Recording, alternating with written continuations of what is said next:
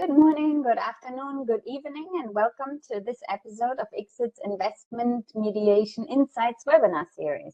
Today's episode focuses on success stories, and I am very pleased to have with me here today George Lim and Birgit Sambeth.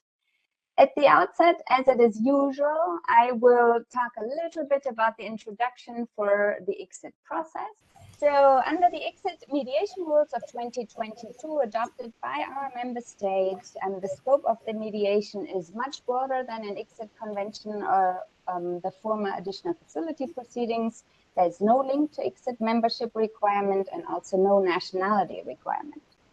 What's new in the ICSID mediation rules is also that the commencement of the mediation process does not require a pre-existing written consent to mediation, but the Secretariat could facilitate the making of such consent by transmitting an offer for mediation in the request to the other side, inviting that party to state whether it accepts the offer. And if this offer is accepted, we will move towards registration. If no action is taken or rejection, the Secretariat, of course, will not take any further steps. In terms of process, at the outset, the mediation starts with a registration, followed by the mediator appointment. And once the mediator is in place, there are initial written statements. We will pick up on these perhaps in a few minutes, and followed by that are initial meetings between the mediator and the parties, and the first session that will determine the protocol. The ICSID mediation rules in Mediation Rule 20 have a list of different aspects to discuss at this outset that need to be reflected in the protocol, and then the mediation will be conducted on that basis. Other information, general information on mediation, we have in our background paper on mediation in the ICSID, on the ICSID website, and we have posted the links in the chat. Today, we have George Lim with us. George is chairman of the Singapore International Mediation Center and has decades of mediator experience in cross-border commercial and other mediation. And Birgit Sambeth is part of Altenburger in Geneva. Birgit is also a professional mediator with decades of experience, including international commercial IP and what I learned yesterday in class in sports mediation as well. And both of you have mediated investor-state disputes, and we're really glad to have you share some insights of the practice of investment mediation today. Before we start, a note on format. Any participant, please feel free to add any question in the chat, and we will pick up the questions at the appropriate time.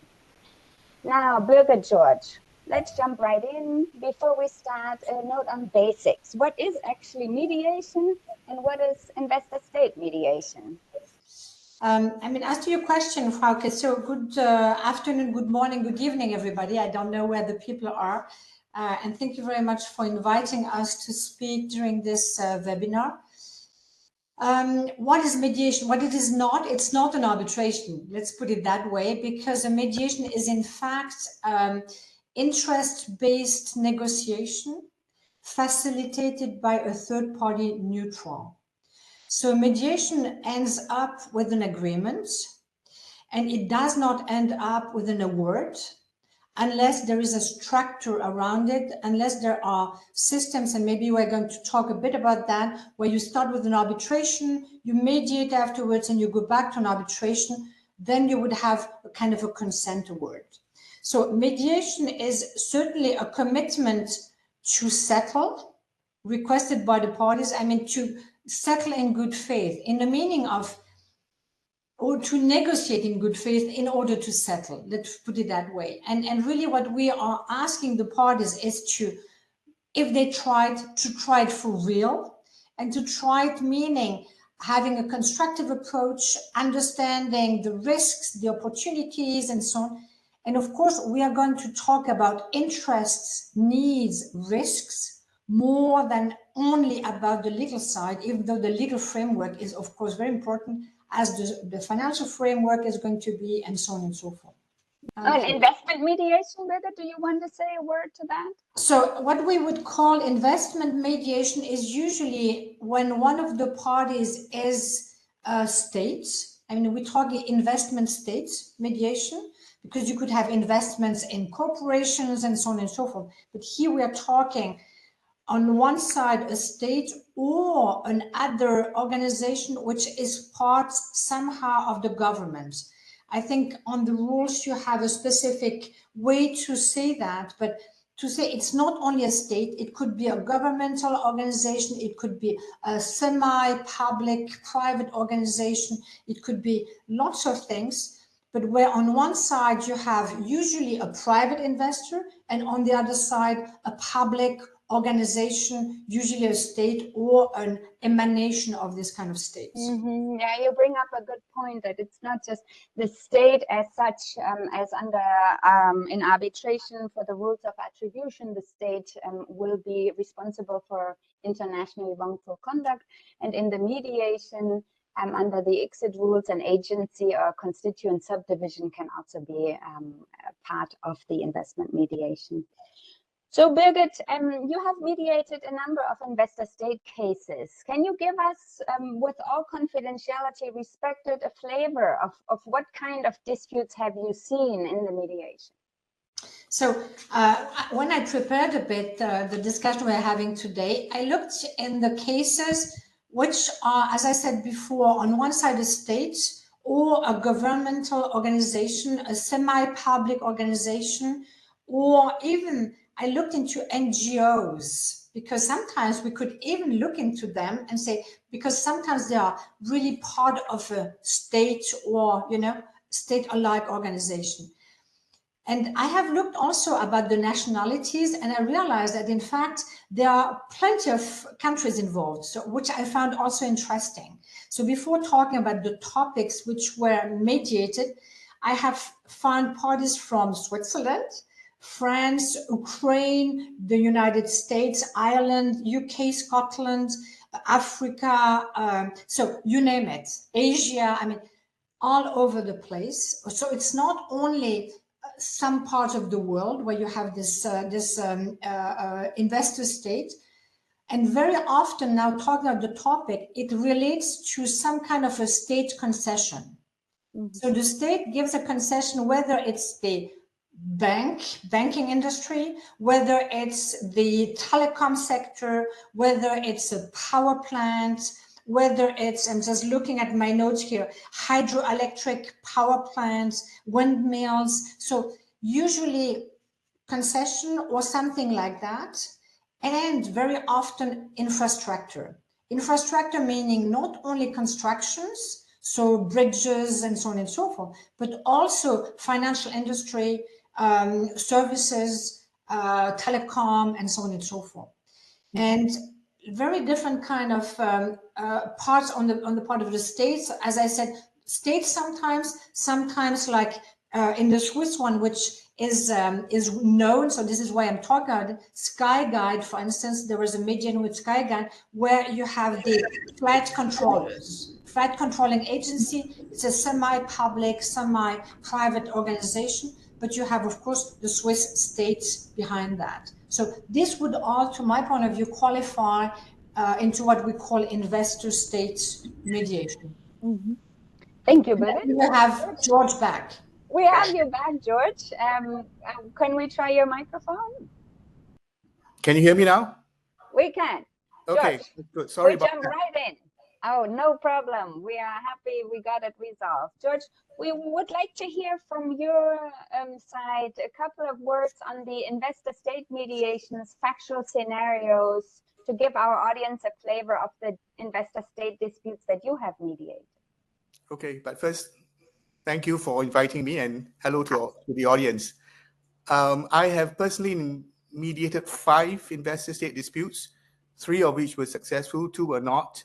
In terms of types of disputes, most of them were infrastructure projects. You know, for example, the building of an airport, and some of them were provision of services. Mm-hmm. Typical investment scenarios. Yes. We see certainly at ICSID as well.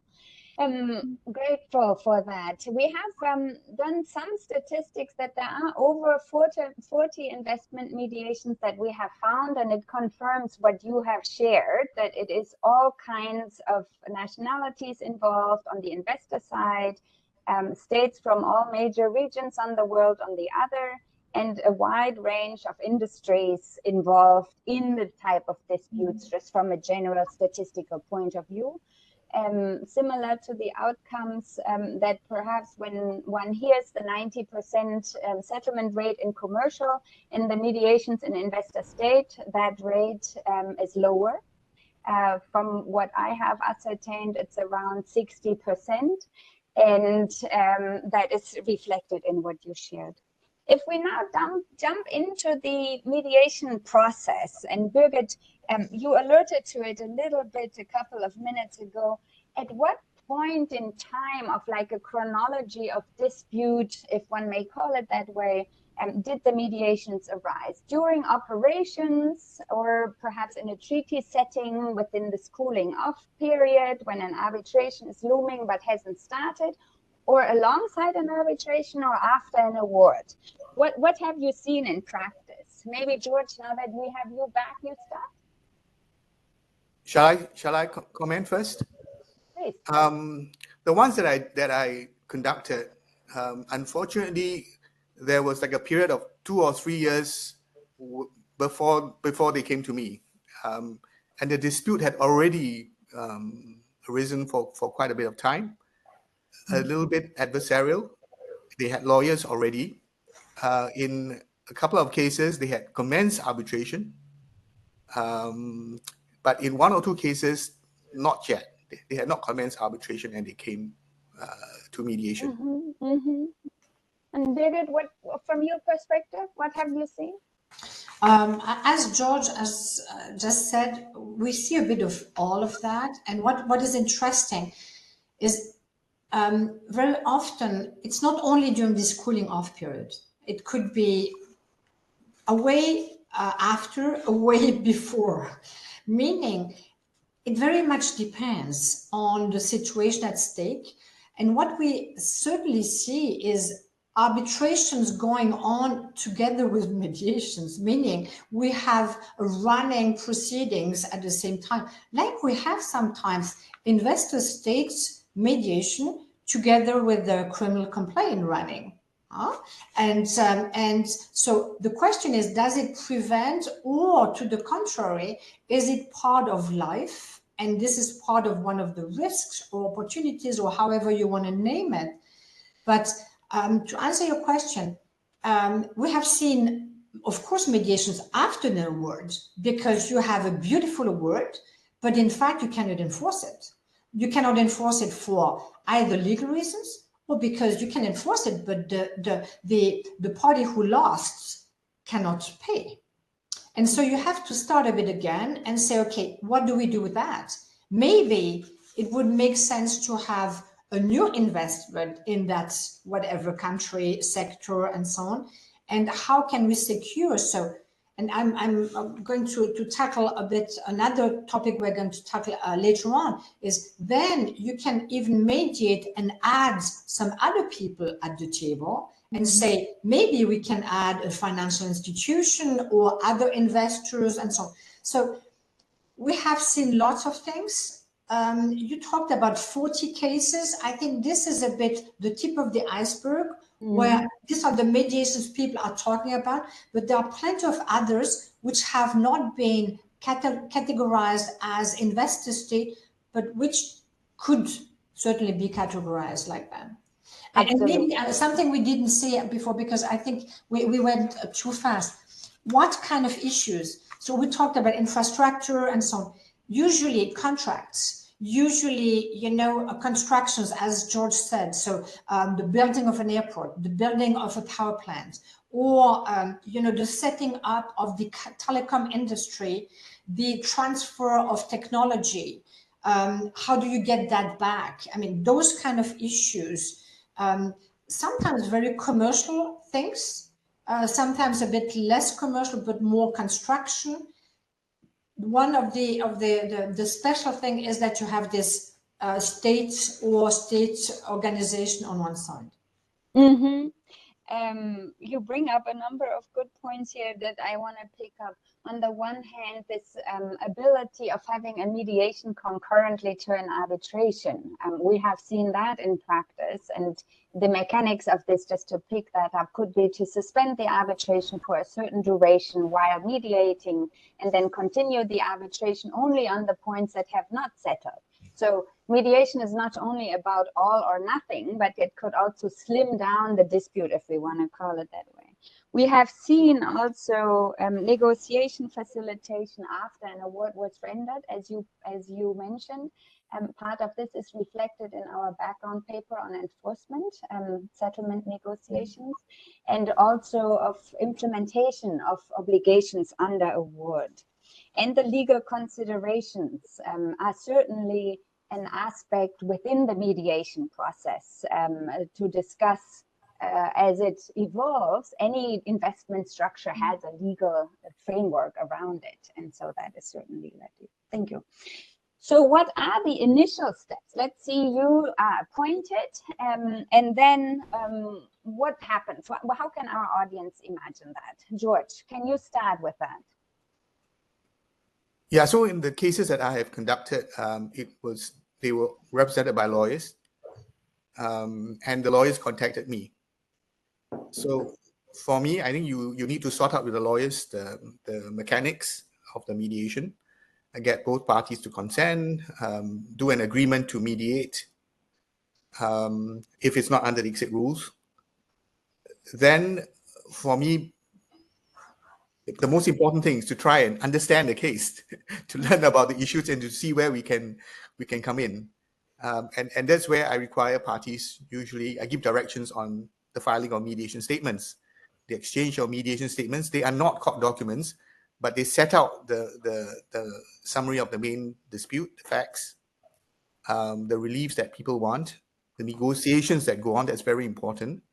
And I say, please, like 10, 20 pages, not more than that. Give me only relevant documents. So once that is done, that's important for the mediator to understand the issues. And then I probably will hold a session. For me, I hold a session with the lawyers first. Sometimes separate, sometimes joint. But I find that when I speak to the lawyers separately, confidentially, they will give you a flavor of what can happen, what can change the outcome. And then at that point, I will ask them whether or not they want me to. We'll set a date for the mediation or dates. But I think it's also important to touch base with the clients, the parties. And I usually ask the lawyers, shall we have separate Zoom sessions with you and your clients? Because I think the clients want to size us up, right, Birgit? They want to know whether or not you're a mediator who can handle this case. You know enough about the technology, you know enough about the issues, the dispute, and you can manage the process. And I find that that's useful just to connect first, to build a bit of rapport and understanding. And then from there, we can work out the process. Okay, it may need several sessions, or you may want to include other people. Birgit made a very good point. Sometimes there are parties who are involved. I like to explore whether or not there's a chance to save the investment at that point of time, because I believe that in investor-state disputes, there is a social and economic aspect of it. It can affect the country. It can affect investors, whether people will come to your country to invest. So it's not just any old dispute, but there's a very important social economic element. So I like to be able to try and save the investment if I can. And Birgit raised this point. I mean, why not tweak it? If it's early enough, if this doesn't work, I'll give you another plot of land to build your structure. Or we'll change the rule, we'll change the contractual terms to fit it. So mediation gives us that flexibility. And I think in the preparation of the process, that is very important to understand, is to see what the possibilities are. And I like to turn a dispute into a new deal, if possible. Because today with new technology, right, why fight over the past? If we can find some way to still work together, you save the investment, you save the business relationship, so much better. Okay, I'll pause here. Before I give the floor to you, Birgit, just to pick up on George, thank you for giving us the idea of how you structure meetings so that it's not like an arbitration hearing. We started to talk a little bit about the differences and that you can have a conversation with lawyers, with parties, or together. And from what you shared, the focus is on what is it that the parties want to achieve. You highlighted the economic importance of an investment. It's not an ordinary commercial transaction, but it's a long-term relationship. And that within the mediation, much other aspects could be then relief and available under the applicable law. You can build something that is what you want. And that's very helpful for us to understand. Birgit, over to you. Over to me with respect to which question? The initial steps of the mediation. How do you structure that? Okay. So I think I'm completely joining what George said with respect to investor-state mediations, which are ad hoc, or maybe under rules like the ICC, like other rules. With respect to the ICSID rules, because you have specific rules for investor states, mediation, conciliation, arbitration, by the way, and the new rules of mediation, which are of 2021, there you have a specific protocol, a specific way to follow to reach a protocol. But before saying that, how is the mediator chosen? Very often in those situations, you will be chosen not only by the parties, as George said, this is, I would say, most of the cases, but sometimes before that, you will have a beauty contest. So they will, either the organization proposes or otherwise, but you will have a beauty contest where we'll have people looking for George, people looking for other people, big people looking for me.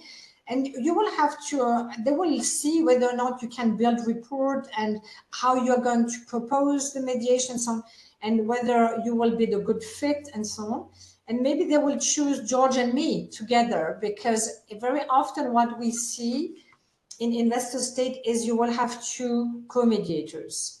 Co-mediators, why? Very often one who is going to be a bit the master of dispute resolution, mediator, and the other one who is going to be more the master of the topic or of the culture of the state.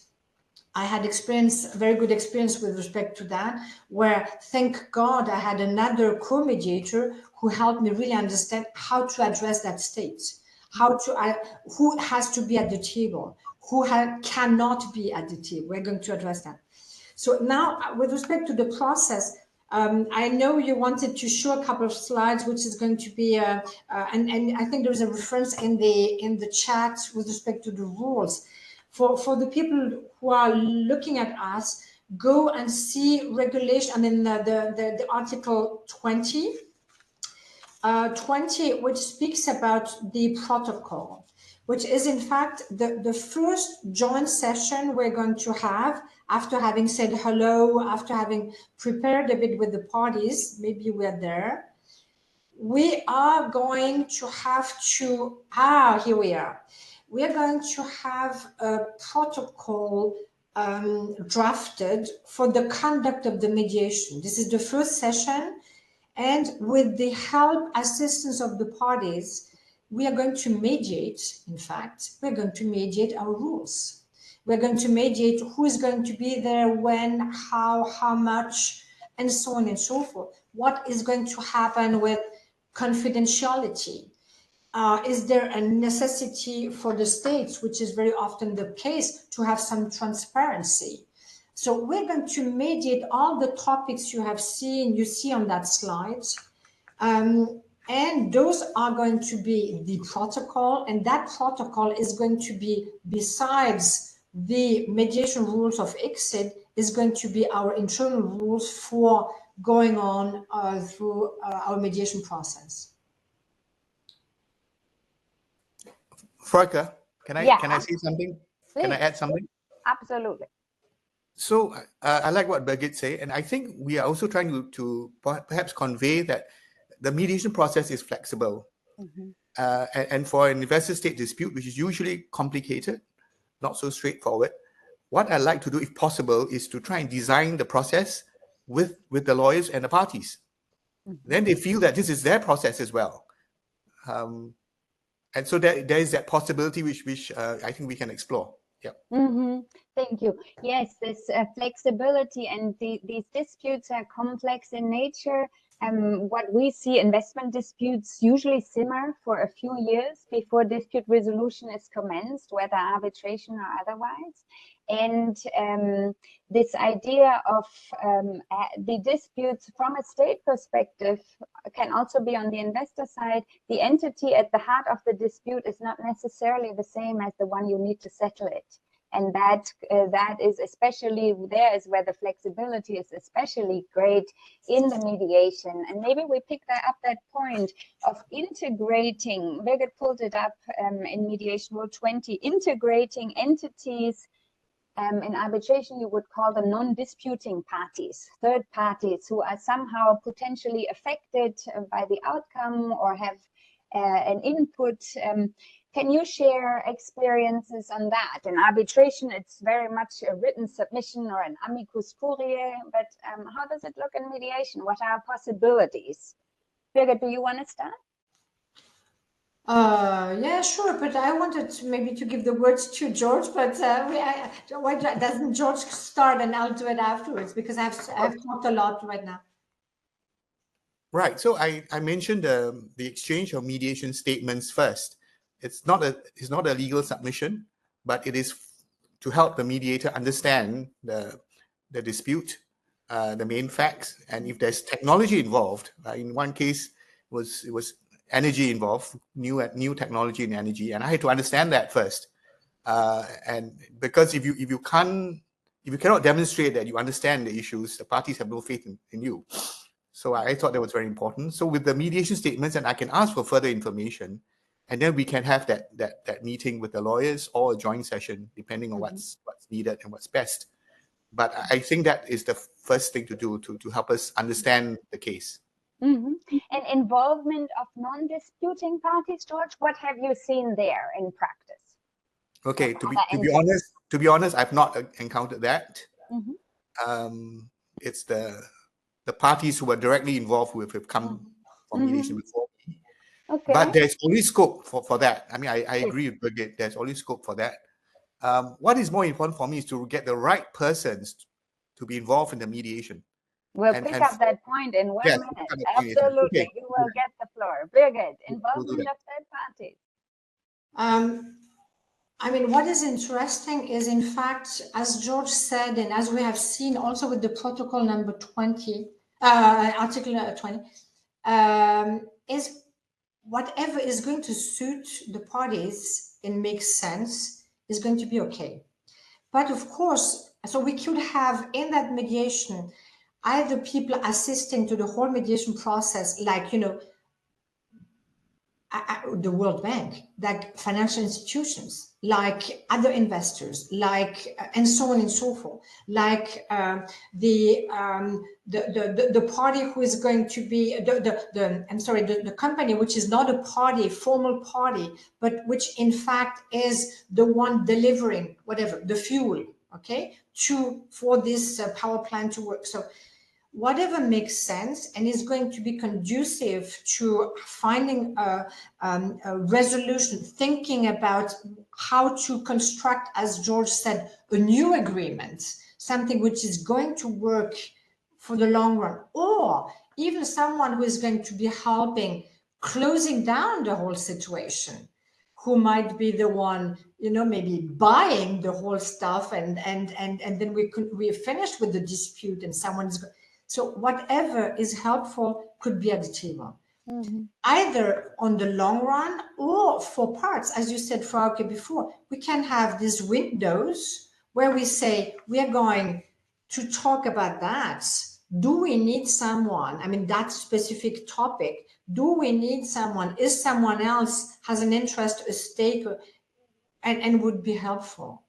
What we have seen as well is we can have in a mediation, we could have an expert coming in a mediation, and coming in, the parties asking questions, the expert answering on the spot, or if necessary, thinking about it and coming back, and then the expert out, and all of that being confidential. But it gives you a bit the flavor of what could happen if finally this mediation does not work and you go to arbitration and there is an expert who is appointed. So what is interesting is, on one side, you have a very flexible process needed, which is possible here, but you have a quite formal process with the ICSID rules, where ICSID, the Secretariat and so on, is going to be behind that and check that the boxes have been gone through and everybody is on the right path, I would say. Mm-hmm. So, which is very reassuring for the states, mm-hmm. and very reassuring for the investors as well. Mm-hmm. Thank you, Birgit. And that was it was on the request of the states that we came up with the mediation rules in order to provide exactly that more formal framework in that sense.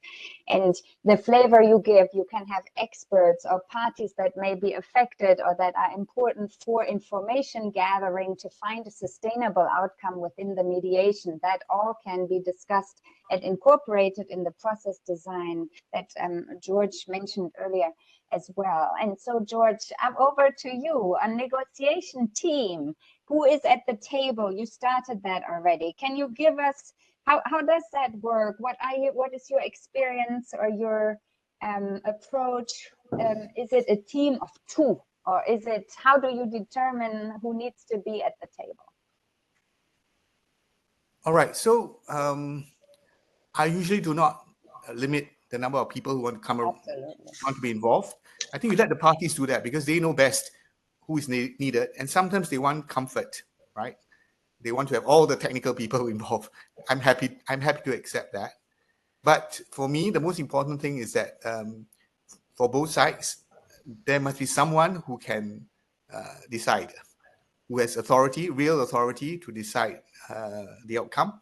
Or if that person is not present, not able to be present, like he's too high up, there should be a process where he or she is consulted, and they come back.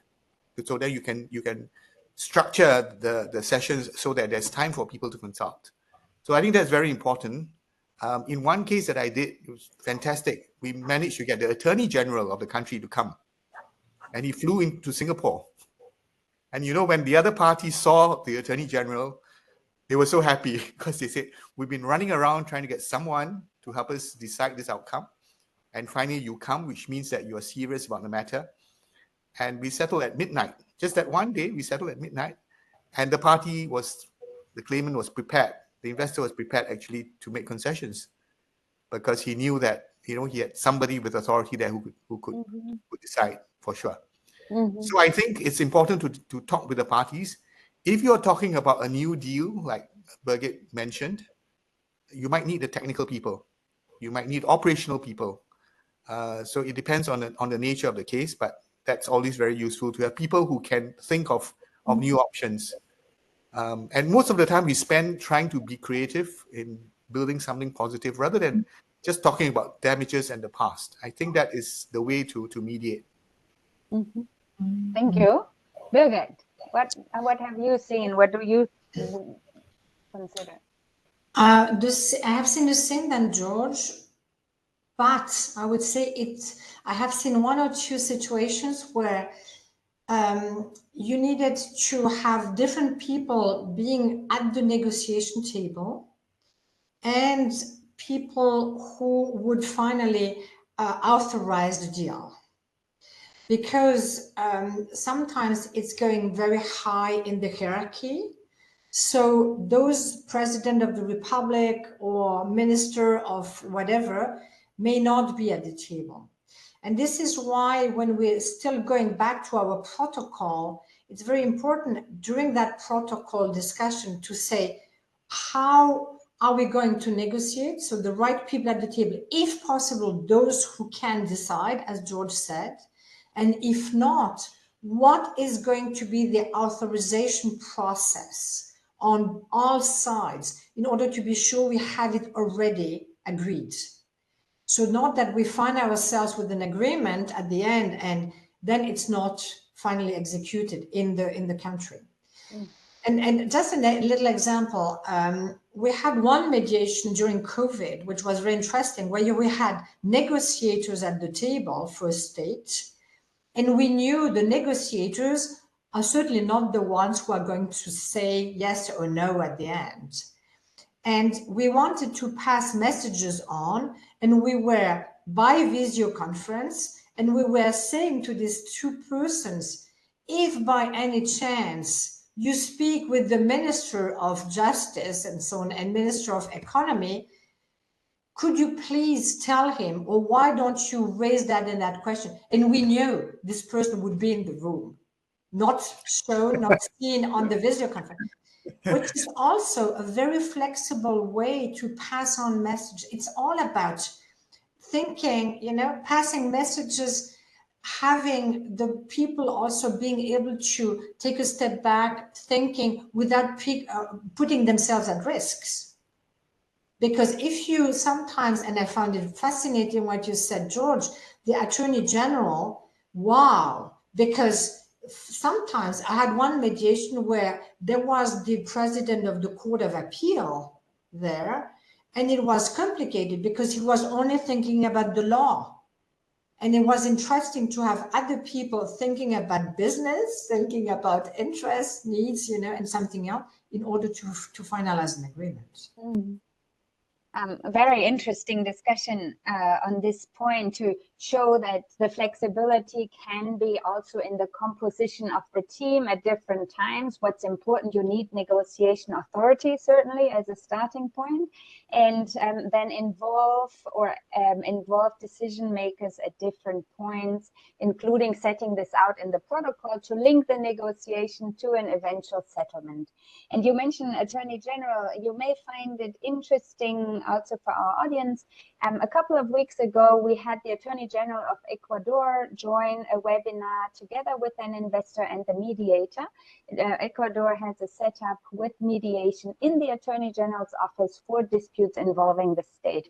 So that's where the structural setup on the state side and the dispute resolution are so important. And we hope that ICSID with capacity building can pick up on that and support our member states. Now we have 5 minutes left. I wanted 1 minute from each of you on advocacy. Tell us, what do you think is effective advocacy in mediation? Is it that I tell you all my definitions on a treaty or interpretation of a contract, or what do you see as effective advocacy for counsel? George, do you want to start? Let's start. So, you know, I chair the Singapore International Mediation Center, and now, you know, we don't just teach mediation, but we teach mediation advocacy. And so for me, that's very important for counsel to understand. It's different from court advocacy. The aim is not to be aggressive or to be too strong or to just go on the law, but the aim is to persuade the other party to come to a deal which both parties can agree to. And I say, look, it's about how do you get the best deal for your client in a mediation. And there are books written about this, there are courses, and I think lawyers, international lawyers especially, should try and pick this up. It's the different way of advocacy. It is persuasive. It is understanding what your goals are at the end and how to achieve those goals, what type of process you want, what's going to be your opening offer. And you may not start with your closing offer, but how do you persuade the other party to understand that that's something which is fair, which is possible. Very, very important. Yeah. Very good. I think what George said is exactly what I would have said. I mean, and it's really usually very good advocates in mediation have had some kind of a mediation training because they understand that we are talking about interests, needs, as I said before, alternatives, thinking about options, thinking about risks, thinking about, so a much broader kind of way to advocate the case. And of course, the remembering that the party is the most important person in a mediation, even though, I mean, we see more and more excellent advocates in mediation and being really, really helpful. But maybe there has been two questions. If you agree, I would just like to answer, because I would addressed to me. I would love for us to talk about your success stories, and then we'll take the questions from Amelie. We can go a couple of minutes over about what I wanted to make sure that you share some real flavor with our audience of what have you seen as success stories, descriptive. George, do you want to start? Okay, I'll be quick. So of the 5 cases that I talked about, two did not succeed, 3 succeeded.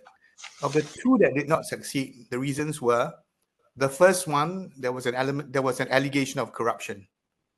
And it's very difficult to deal with that. It didn't succeed. The other one, we came to an in-principle agreement, but before they finished implementing, there was a change in government. That's the worst nightmare that can happen. And so that's one lesson I would tell parties. If you have an election looming, make sure you finish off your proposal or your whatever negotiations way before that, so the parties have time. Okay. Of the 3 that succeeded, to me, the most important thing is that if you can do it early, earlier, the better. Because when you do it early, then there's a chance, like we talked about, to tweak the project, to give you concessions, waivers, tax reliefs, new piece of land, new contract, and that's still possible. And the agencies that are involved may not be that high up. So the people at that level can still decide without having to go to too many other people. So for me, that's really the success story I want to share with you, that if you are an investor-state dispute, try and mediate it early. If you cannot settle, then you can go on to arbitration or litigation or whatever. But try mediation first. What have you got to lose? And give it a time frame.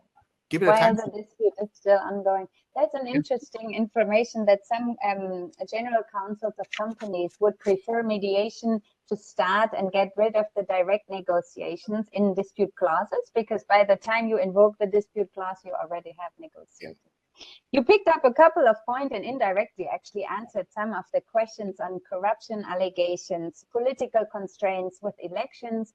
We have seen it both ways from ICSID, that you can have a settlement right before the government leaves so that it is done, or you can see settlement opportunities once the new one is in, but timing around that for dispute settlement is certainly very important. Birgit, success stories from you. I would say what is very interesting is you really see the need of the state to attract investors. So, and this makes the investor-state mediation a bit alike. Of course, there's a political flavor to it, but it's a bit alike business deals. So at some point in time, we will forget the past, or the past is just going to be something which we will have to deal with at some point in time. But the most important is the future, and is also how we are going to talk about the new deals we are doing. So now you're back. Success story, I would say, yes, you have the difficulties with, as you said, and we have seen that political constraints, corruption, and so on and so forth. But it's not only that. It's also sometimes, as you said, more a positive side, because people want to make a change and show that you can make a change, and show the international business and community that they can make a change.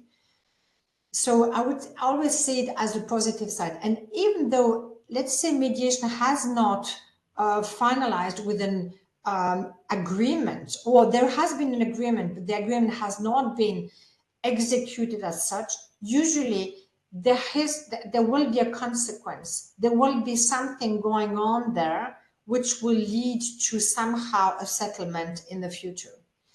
And we see, I mean, success to my point of view is we really see that more and more investors, more and more states are getting into this kind of dispute resolution systems, because they realize it's a win-win. Whatever happens, also to understand a bit better where the other side is coming from, and to show that they are good faith in having investors coming in and so on.